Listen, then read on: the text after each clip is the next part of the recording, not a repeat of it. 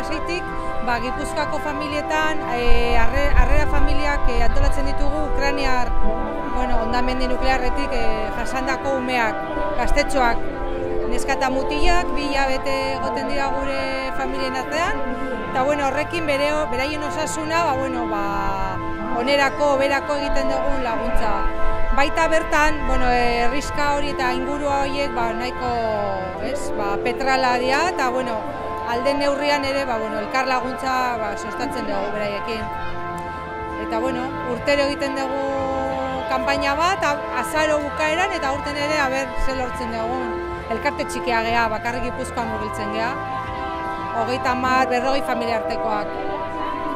Eta zuen proiektu Irrien Laguna sortatu zanean, enteratu ginen, elkartu ginen beraiekin, eta parte geha.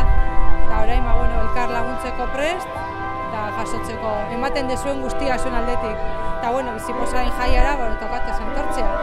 Eta guretzat ondo gainea, Gipuzkoa zan aurten, hobeto familiak eta erakartzeko. Jendea pasatu da, Txernobilen gaia ezaguna da, egia esateko.